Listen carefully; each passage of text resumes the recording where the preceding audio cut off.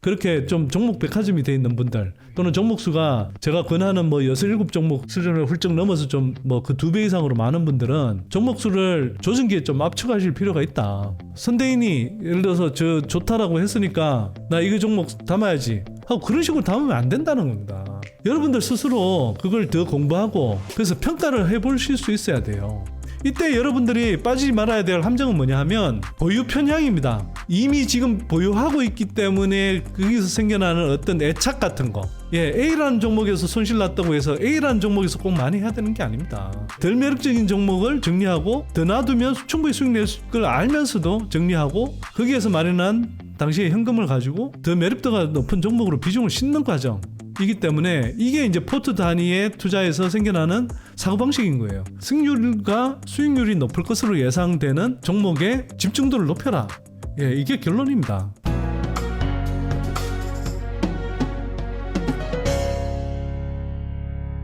종목 백화점인 분들이 종목 압축하는 방법에 대해서 제가 좀 말씀을 드리고 종목 물리신 분들 중에 종목 백화점이신 분들이 많아요. 제가 보기에는 사실은 어제 호수공원에서 어떤 커플 한 쌍을 만났는데 박이사 종목부터 해서 저희 연구소 소개한 뭐 한 번이라도 언급했던 이런 종목들 다 갖고 계시더라고요. 그리고 자금 규모가 크지도 않은데 제가 얼핏 봐선 한 15개 그런 종목 수를 갖고 계세요. 골고루 산다고 사셨는지 모르겠지만 그렇게 하면 기본적으로 현금 여력이 없고요. 그런 상태에서 상대적으로 주가가 이제 조정을 받는 상황이 돼버리면 추가로 아무리 조정이 와서 되게 저가로 잘 매수할 좋은 구간이라고 하더라도 매수할 수가 없잖아요. 그래서 제가 늘 말씀드리는 게 가능하면 5개에서 한 7개 정도로 좀 압축을 하시고 개인 투자자들은 좀 압축해서 자기가 충분히 모니터하면서 잘 이해하는 종목들 중심으로 투자해야 된다라고 말씀을 드리는 거예요. 15종목씩 넘어가기 시작하면 더구나 자금 규모가 크지 않은 사람이 그렇게 넘어가 버리면 분할 매수하기가 힘들죠. 왜냐하면 다 그냥 한 종목별로 조금씩 있는데 다른 종목이 그리고 돈이 다 들어가 있는데 어떻게 분할을 해요. 조정이 왔다 하더라도 그렇게 투자하시면 안 된다고요. 그래서 저는 지금이라도 가능하면 여러분들께서 그렇게 좀 종목 백화점이 돼 있는 분들 또는 종목수가 제가 권하는 6, 7종목 수준을 훌쩍 넘어서 좀 그 2배 이상으로 많은 분들은 종목수를 조정기에 좀 압축하실 필요가 있다. 연구소가 소개한 대부분의 종목들이 대부분 조정을 잘 받아서 어떤 종목을 사도 사실 중장기적인 관점에서는 대부분 수익 낼 수 있는 구간이라고 저는 생각하지만 그 중에서도 가능하면 조금 더 주가 업사이드가 크고 똘똘한 종목으로 좀 압축을 하는 게 아무래도 좋지 않겠어요? 그런 말씀을 드리는 겁니다. 자, 그런 거 하실 때 어떻게 하냐? 이거 전에도 한번 말씀을 드리는데 여러분들이 종목을 한번 평가를 해보셔야 돼요. 전제가 뭐냐면 제 말을 포함해서 누구의 말을 그냥 듣고 그냥 기동량 수준에서 선대인이 예를 들어서 저 좋다라고 했으니까 나 이거 종목 담아야지 하고 그런 식으로 담으면 안 된다는 겁니다. 여러분들 스스로 그걸 더 공부하고 그래서 평가를 해보실 수 있어야 돼요. 그래서 제가 이제 저런 종목 평가표를 소개해 드리는데 저 같은 경우는 성장성, 수익성, 안정성, 투자 지속성, 밸류에이션 매력, 주가 상승 여력 이렇게 해서 70점 만점으로 해서 이제 종목별로 점수를 줘보는 거고요. 지금 상황에서 높은 점수가 나오는 종목들의 비중을 상대적으로 높이는 겁니다. 예를 들어서 지금 15개를 갖고 있다. 지금이라도 저걸 해보세요. 나는 7개만 담는다라고 딱 생각하면 1번부터 15번까지 번호를 매겨서 종목별로 쭉 종목 평가를 해보는 거죠. 해봐서 종합 점수가 높게 나오는 종목 순으로 7개를 자릅니다. 잘라서 그 7개만 남기고 나머지부터 8번부터 15번까지 종목들은 점진적으로 정리를 하세요. 점진적으로 정리를 하라는 건 뭐냐면 제가 분할 매수, 분할 매도가 원칙이라고 했죠. 정리를 하더라도 한 번에 하시면 안 되고요. 이게 제가 말씀드렸잖아요. 중장기적으로는 이 종목이 오를 수 있다 이렇게 판단을 할 수 있지만 당장 내일 주가가 어떻게 되고 일주일 후에 주가는 어떻게 될지 모르는 거니까. 그럼 8번부터 15번까지는 가능하면 주가 흐름을 보면서 그 같은 주가 지수 흐름이어도 어떤 종목은 그날 오르는 종목이 있고 또 어떤 종목은 떨어지기도 하잖아요. 가능하면 정리하려고 하는 종목은 서서히 점진적으로 정리하려고 하는 종목들은 조금이라도 오르는 날에 정리를 하십시오. 조금이라도 비싸게 팔아야죠. 그렇게 해서 팔아가는 겁니다. 그리고 기본적으로는 등수로 매력도 기준으로 해서 제일 꼴등인 종목들을 좀 더 우선적으로 파는 거죠. 이 종목은 내가 처음에 좋다고 생각했는데 투자 아이디어가 꽤 훼손됐네. 그리고 이 종목은 뭐가 이렇게 좀 예를 들어서 수주가 뭐 곧 나올 거라고 생각했는데 이게 뭐 이 전방 고객사 사정 때문에 빨리 안 나오네. 뭐 이런 등등의 판단을 하셔서 그런 종목들부터 정리를 하는 거예요. 이때 여러분들이 빠지지 말아야 될 함정은 뭐냐 하면 보유 편향입니다. 이미 지금 보유하고 있기 때문에 거기서 생겨나는 어떤 애착 같은 거. 많은 분들이 이거 내가 팔고 나서 오르면 어떡하지? 그럼 속상하죠. 근데 그걸 그렇게 생각하실 게 아니라 이것도 뭐 주식 갈아타기하고 마찬가지인데 주식 갈아타기의 일정한 과정이라고 볼 수 있는 거죠. 왜냐하면 매력도가 떨어지는 종목들을 포트에서 드러내고 그걸 상대적으로 매력도가 더 높은 종목들로 옮겨가는 과정이니까. 자기가 평가해 봤을 때 분명히 이거 매력도가 상당히 떨어진 종목인데 불구하고 예를 들어서 마이너스가 많이 나 있어. 그럼 못 파는 분들이 계세요. 근데 제가 말씀드렸죠.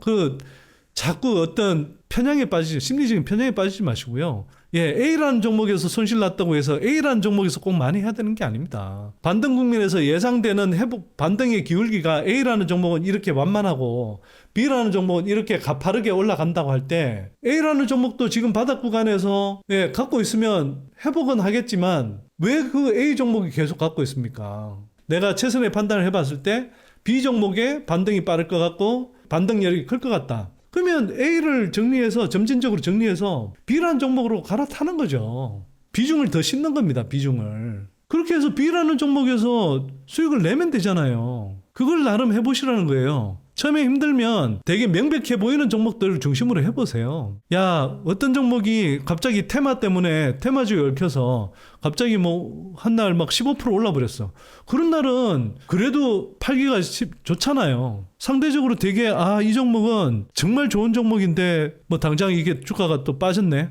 그러면 그런 종목들을 추가로 더 매수하는 거죠. 조정기에. 정리를 하는 도중에도 주가가 오를 수 있잖아요. 그러면 그때 정리를 해서 자기가 옮기고 싶은 종목으로 더 종목을 압축하면 되는 겁니다. 그렇게 해서 15번, 14번, 13번 뭐 이런 식으로 쭉 계속 정리를 해가면서 8번까지 정리하면 결국은 남는 건 1번부터 7번일 거 아닙니까? 그리고 사는 거는 가능하면 그때 봐서 매력도가 높은 것 또는 꼭 매력도가 저렇게 여러분들이 점수를 매기가 어려우면 그래도 대략적으로 뭐 크게 두 가지 기준으로 예를 들어서 상대적으로 주가 반등의 모멘텀이 좀 빨리 있을 것 같은 종목 이거나 주가 상승 여력이 지금 어쨌거나 조정을 많이 받아서 상대적으로 반등 여력이 되게 클 것 같은 종목 이런 종목 정도로 그냥 여러분들이 생각해서 그런 정도가 큰 종목일수록 비중을 많이 싣는 겁니다. 그러면 자연스럽게 포트 조정이 되면서 종목이 압축이 되는 거예요. 이건 단순히 뭐 손절매 하라는 게 아닙니다. 제가 보는 관점은 포트 단위에 투자를 하라는 게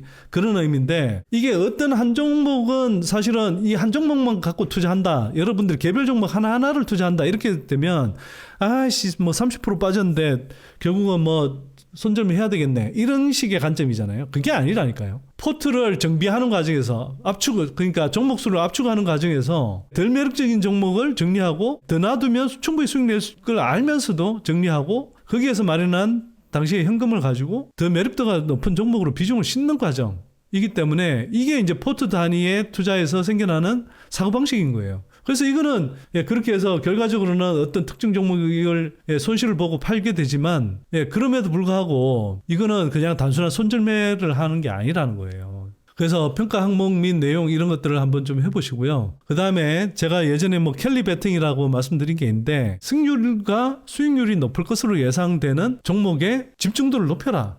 이게 결론입니다. 상대적으로 승률이라는 것은 지금보다 일정한 구간 안에서 뭐 예를 들어서 6개월을 내다본다고 할 때 손실 날 확률이 지금보다 수익이 날 확률이 80%다. 그러면 승률은 80%인 거죠. 80%의 승률이라 하더라도 뭐 최대 수익률이 뭐 한 3, 40%로 제한되는 걸로 예상되는 종목이 있고 한 3배, 4배 오를 수 있을 걸로 예상되는 종목이 있어요. 이게 이제 수익률의 크기죠. 그래서 예상되는 승률과 수익률의 크기가 큰 종목일수록 여러분들이 비중을 실으시면 됩니다. 그렇게 해서 뭐 어떤 기준으로든 저렇게 해서 점수가 높게 나온 또는 매력도가 높은 이런 종목들을 쭉 정리를 해서요. 그 중에 높은 종목들 중심으로 저렇게 비중을 더 실으면 됩니다. 뭐 저기에 나름 뭐 공식을 세워서 이렇게 해볼 수 있는데 그냥 어림법으로 말씀드리면 승률과 수익률이 높을 것으로 예상되는 종목으로 집중하면 된다. 간명하잖아요, 이거. 예를 하나 들어보죠. 지금 코스모 신소재를 예를 들어 보겠습니다. 워낙 이제 뭐 연구소 소개 종목 중에 뭐 대표적인 종목이 돼 있어서 그리고 시총도 웬만큼 되기 때문에 그래서 코스모 신소재를 예를 들면 성장성은 어떻게 볼 거냐? 성장성은 뭐 양극재 업체 중에 이제 분기별로 캐파가 가동되는 캐파가 늘어나기 때문에 실적 계속 성장할 거고 또 향후 2, 3년, 3, 4년을 보더라도 올해 뭐 중반쯤 가야 10만 톤 캐파 구축되는데 한 27년, 8년까지 가면 30만 톤, 35만 톤까지 캐파 구축해서 생산하겠다고 하는 게 회사의 목표니까 성장성은 상당히 가파르다고 봐야겠죠. 그러면 성장성 점수는 예를 들어서 뭐 한 19점 정도? 이 정도 줄 수 있을 거고요. 수익성은 높냐? 수익성은 적어도 현재 높지 않고 향후에도 아주 높은 편이라고 하긴 힘들어요. 뭐 아무래도 이제 하이 싱글 정도 이렇게 이제 볼 수 있을 거고 물론 나중에 뭐 전구체 내재화 비중이 높아진다든지 뭐 또 광물을 자체적으로 좀 조달한다든지 뭐 하면 수익성이 좀 높아질지는 모르겠지만 현재 기준으로 해서는 수익성이 그렇게 높진 않아요. 현재 수익성을 기준으로 하면 뭐 6점 또는 미래까지 포함하면 한 7점, 뭐 7.5점 뭐 이런 식으로 줄 수 있겠죠. 안전하냐? 코스모 신소재의 재무구조는 상당히 탄탄해요. 뭐 예를 들면 이런 면에서는 LNF라든지 이런 업체들은 지금 자금 흐름이 상당히 지금 좀 안 좋잖아요. 거기에 비해서 뭐 일단 양극재 업체로 국한하자면 코스모 신소재는 지난해도 그렇고 뭐 1분기도 아마 영업이익이 날 거고 그렇게 해서 현금 흐름도 괜찮고 부채 비율도 크게 높은 편이 아니기 때문에 안전성 측면에서는 한 뭐 8.5 정도는 충분히 줄 수 있겠죠. 투자 지속성, 이 회사가 얼마나 지속적으로 성장할 거냐. 뭐 그런 관점에서 보면 상당 기간 계속 성장할 거니까 2차전지 산업의 성장에 따라서 그리고 특히나 이 회사 같은 경우는 재고자산 평가 손실도 없고 거기에 따른 충격도 상대적으로 없고 그 다음에 지금 고객사들이 계속 주문을 늘리고 있는 상황이기 때문에 투자 지속성이 상당히 강할 것 같다. 그럼 이런 거는 뭐 9.5점 이렇게 줄 수도 있겠죠. 밸류에이션 매력은 향후 한 3년, 4년 후를 내다보면 여전히 몇 배 상승할 여력이 있지만 또 한편으로는 지금 당장으로 보면 밸류에이션 매력이 실적 대비로 보면 높진 않죠. 그러나 또 한편 2차전지 섹터 내에서의 조정받은 국면 이런 것들을 생각하면 이 회사의 어떤 뭐 주가 히스토리 측면에서 보자면 나름대로 상당히 조정받은 구간이기 때문에 그렇게 또 매력도가 떨어지는 구간은 아니라고 볼 수도 있겠죠. 그러면 이렇게 뭐 이런 것들을 좀 적절하게 종합적으로 감안해서 한 8점 준다든지. 그 다음에 주가 상승 여력은 여러분들 기준이 어떠냐에 따라 다르겠지만, 뭐 올해 안으로 예를 들어 국한한다 그러면 회사가 주총에서 이미 이야기했듯이 뭐 글로벌 배터리 고객사와 뭐 합작 법인을 세울 수도 있고, LG 뭐 삼성 쪽에 주문이 계속 늘고 있어서 실적 측면에서도 괜찮은 흐름일 테고, 뭐 광물 확보와 관련한 뭐 이슈가 있을 수도 있고, SK온하고 코발트 프리 양극재도 지금 개발해서 거의 뭐 컬테스트를 거의 뭐 막바지까지 통과한 상태고 뭐 이렇게 보자면 SK온까지 이제 고객사로 진입할 가능성이 높고 그런 모멘텀들이 올해 쭉 있고 한 3, 4년 내다보면 실적 측면에서도 올해 1조 좀 넘어가는 양극재만 하더라도 1조 좀 넘어가는 그런 실적에서 향후 3, 4년 내에 뭐 5조 잘하면 뭐 8조, 10조 이 정도까지 갈 수 있다라고 하면 주가 상승 여력이 상당히 클 수 있겠죠. 그러면 뭐 한 서너 배 이상 잡다, 4배 정도 잡다라고 하면 이 주가 상승 여력을 어느 정도로 보느냐에 따라서 다르겠지만 꽤 괜찮은 점수를 줄 수 있을 겁니다. 뭐 8.5 뭐 이 정도, 9점 뭐 이 정도를 줄 수도 있겠죠. 이렇게 해서 이제 점수를 내보는 거예요. 다른 종목도 제가 이렇게 코스모 신소재를 가지고 예시를 들어드렸지만 여러분들이 갖고 계신 다른 종목도 저런 기준에 맞춰서 한번 평가를 해보세요. 그렇게 해서 점수를 매수해서 우선순위를 한번 조정해 보시라고요. 그러면 자연스럽게 뭘로 압축을 해야 될지 나올 거 아닙니까? 그리고 저 배점 기준은 제 기준이에요. 저걸 변형해도 됩니다. 저걸 뭐 종합점수 70점으로 만들어놨는데 제가 이제 저걸 저희 회원들한테 강의를 했더니 저걸 뭐 사용해서 또 어떤 회원분은 종합 총점을 100점으로 해서 뭐 예를 들어서 성장성을 25점 주고 뭐 수익성을 뭐 15점 주고 뭐 밸류에이션 매력을 또 20점 주고 뭐 한다든지 이런 식으로 배점 기준을 자기가 조금 더 강조하고 싶은 부분을 더 줘서 그렇게 평가하실 수 있습니다. 자기 기준이에요, 자기 기준. 저는 제 예시를 보여드리는 거고요. 그렇게 해서 우선순위를 정하시면 여러분들이 종목을 압축하기 쉽다.